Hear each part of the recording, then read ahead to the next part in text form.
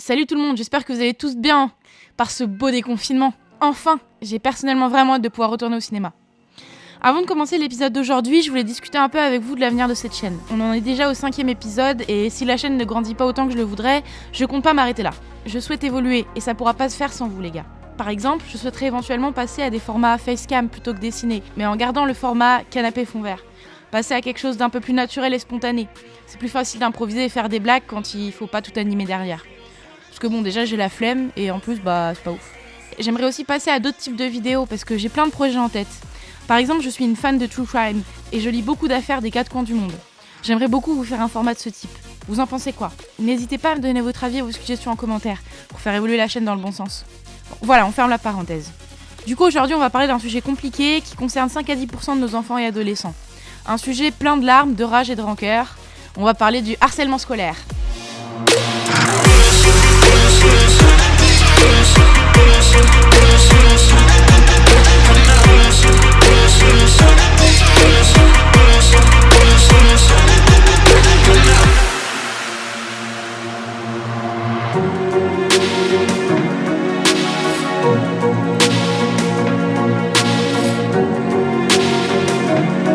Faut savoir que le harcèlement scolaire, ça touche un enfant sur 10, donc c'est quand même beaucoup. Généralement, ça commence en fin primaire, début collège, jusqu'à la fin de la scolarité. Mais ça peut également commencer dès la maternelle, surtout dans le cas où les enfants se retrouvent dans les mêmes écoles, classes, au fur et à mesure des années, comme dans les petits villages. Généralement, le harcèlement commence à cause du fait que l'élève est jugé différent par les autres, et donc anormal, entre gros guillemets. Un élève qui s'en sort super bien à l'école, ou qui a un physique ou une origine différente, ou tout simplement qui a énervé la mauvaise personne, peut donc finir continuellement harcelé. Un harceleur se concentrera généralement sur cette victime qu'il a choisie pour une raison ou une autre, et continuera de la harceler tant qu'elle se trouvera près d'elle. Il faut savoir qu'il s'agit en général d'un seul élève qui s'en prend à un autre via le biais de moqueries, d'injures ou de coups. C'est un rapport à 3 en fait. Le harceleur, le harcelé et les spectateurs, qu'ils soient moqueurs ou inactifs. C'est d'autant plus difficile de se faire rabaisser ou tabasser sous les yeux de dizaines de personnes qui restent sans réaction, à se moquer ou pire, à filmer ou à participer. Dans d'autres cas, l'impulsion du harcèlement est donnée par une personne et va être répétée par ses amis, à cause d'un effet de groupe. Ils se sentent plus légitimes à attaquer la pauvre victime puisque quelqu'un d'autre l'a déjà fait. C'est complètement con, mais c'est comme ça que raisonnent beaucoup de personnes. On observe également que le type de harcèlement diffère en fonction du sexe du harceleur. Il s'agit que de généralité bien sûr, chacun a ses propres particularités. Ainsi, un garçon qui harcèle aura plus tendance aux brimades et aux coups, en clair à la violence qu'elle soit physique ou verbale. Le harcèlement des jeunes filles est souvent plus discret et insidieux, mais tout aussi voire plus ravageur. Là où les garçons se contentent de violences brutes, sans réellement de calcul derrière, les filles, quant à elles, vont avoir tendance à utiliser leur image et leur popularité pour venir ternir la réputation de la victime, répandre des rumeurs à son sujet et manipuler l'entourage de celle-ci, afin qu'elle se retrouve vraiment seule. L'ignorance est la pire des armes, et il est aisé de détruire quelqu'un qui se retrouve complètement isolé et moqué par le reste de ses camarades. Les meufs sont des garces, surtout entre elles. Et ça s'arrange pas avec l'âge, croyez-nous. Oh que oui! Mais qu'importe le sexe, on observe toujours que le harceleur a plus de force physique et ou mentale que la personne qu'elle prend pour cible. Elle est soit plus vieille, soit plus forte, tous les deux. Bah oui, il faudrait pas prendre le risque que la victime puisse se défendre efficacement quand même. Pour résumer cette partie, je vais vous donner les 3 caractéristiques données pour définir le harcèlement scolaire. La répétition et le fait de prévoir les actes de violence, la différence de force entre l'auteur et la victime, et l'intention de faire du mal, physiquement et ou psychologiquement.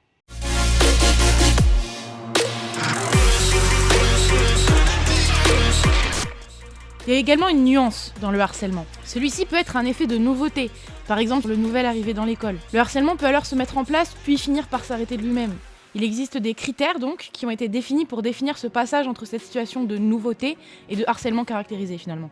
Tout d'abord, on a l'incompréhension et l'inaction de la victime face aux actes de harcèlement, ce qui en fait une proie facile. Ensuite, on a l'isolement de la victime. Le public qui assiste à ces scènes de violence psychologique ou physique se désintéresse de la victime, voire par effet de groupe finit par trouver ça justifié. Même si on rappelle qu'absolument rien ne peut justifier ou excuser de tels actes. Bref, les spectateurs ne préviendront pas les adultes. Et enfin, le critère que je trouve le plus inexcusable, c'est la cécité des adultes face à la situation.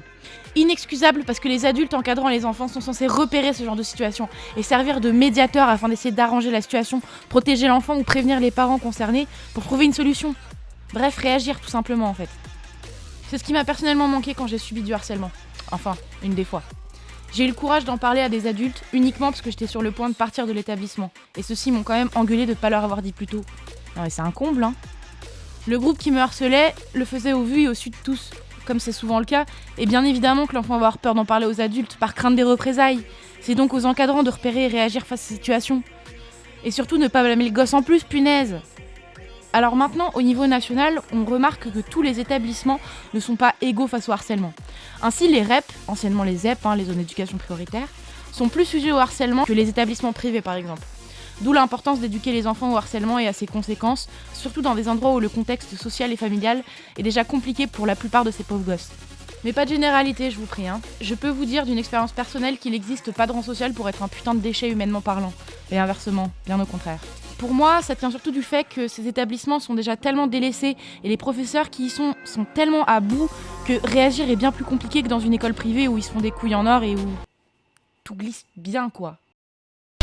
Bon, maintenant on va passer à la partie la moins marrante de la vidéo, les conséquences de ce harcèlement. Parce que très souvent, ça cause des dommages irréversibles dans le temps, et parfois des actes irrattrapables dans le présent.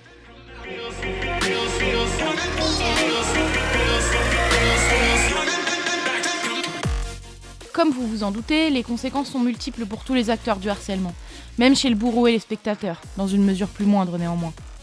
Je vais pas tout vous détailler parce que comme d'habitude ce serait trop long, vous avez les liens en description, vous connaissez la chanson. Oh, fait un alexandrin. Bref. À court terme, la victime de harcèlement risque le décrochage scolaire, le renfermement de l'enfant qui se sent incompris des adultes et des autres gosses. On a aussi des troubles comportementaux qui peuvent apparaître ou encore du métabolisme. La situation rend l'enfant malade. Enfin, on a l'isolement, qui est très dangereux et peut amener l'enfant à développer des troubles anxio-dépressifs à moyen terme. Si la situation persiste, l'enfant peut même développer des comportements suicidaires ou tomber dans la violence à leur tour. À ce stade, c'est déjà presque trop tard pour réagir. Les troubles psychiques ont commencé à s'ancrer dans l'enfant. Il est important de le sortir de la situation de harcèlement, de lui faire suivre une thérapie pour se reconstruire, avant que ces troubles ne déteignent sur la vie d'adulte. Si cela n'est pas fait, une fois adulte, la personne pourra subir de nombreux troubles liés à ce harcèlement. Des troubles de la socialisation, des troubles psychiques, dépression, addiction. Bref, la vie de l'adulte est invivable, que ce soit au niveau relationnel, familial ou professionnel. Les harceleurs, quant à eux, vont également souffrir d'une instabilité psychique. La violence qu'ils banalisent au quotidien, finalement, finit par rejaillir sur leur comportement avec un manque d'empathie, une réponse constante par la violence et une banalisation de celle-ci qui peut marginaliser la personne une fois adulte. Une entrée dans la délinquance semble également être une suite presque obligatoire pour les harceleurs les plus virulents. J'aimerais également aborder en dernier point quelque chose de très grave dont on ne parle pas. Vous savez, on entend beaucoup parler aux États-Unis des tueries dans les écoles, proférées par des élèves qui se sont réveillés un jour avec la certitude qu'ils allaient mettre fin à leur vie et à celle de leurs camarades. Beaucoup de ces histoires partaient d'un simple harcèlement sur une personne déjà fragile ou perturbée, qui finit par prendre les armes de la violence pour répondre à la violence. Surtout aux États-Unis, où la culture des armes est très répandue et où s'en procurer n'est pas si difficile pour les enfants, dont les parents sont souvent déjà armés finalement. Shirley, descends! Descends de là! Hé! Tu descends! Dégage! Pas vrai ça! Est-ce que cela vous intéresserait de parler de ces massacres, de leurs tenants et de leurs aboutissants? Dites-le moi en commentaire. Maintenant, je vous ai pas vraiment donné de témoignage dans cette vidéo parce que même si j'ai vécu du harcèlement, j'ai pas forcément envie de le partager sur les réseaux. Surtout que j'en suis pas vraiment guérie en fait. Donc si vous voulez vraiment un témoignage, je vous conseille celui de Lola Dubini, qui a subi beaucoup de harcèlement quand elle était jeune et elle a réussi à s'en sortir avec brio. Aujourd'hui, c'est une youtubeuse, une humoriste et une chanteuse très talentueuse. Donc je vous conseille d'aller voir sa vidéo. Et surtout ceux qui harcèlent les autres en pensant que c'est qu'un jeu et que c'est pas drôle, arrêtez. Arrêtez tout de suite. Voilà, on arrive à la fin de cette vidéo. Maintenant, vous avez aussi des liens dans la description pour éventuellement réagir à ces situations de harcèlement, que vous soyez témoin, que vous soyez victime, etc. N'hésitez pas à demander de l'aide, que ce soit aux autres, que ce soit aux adultes. Sortez du silence, sortez de ce cercle vicieux qui finira de toute façon par vous pourrir la vie. Autant que ça vous pourrisse la vie à court terme qu'à long terme. Vraiment.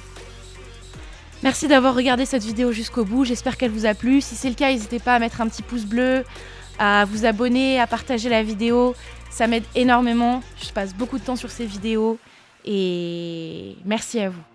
Prenez soin de vous et n'oubliez pas, si tu fermes ta bouche, t'enfermes tes tabous.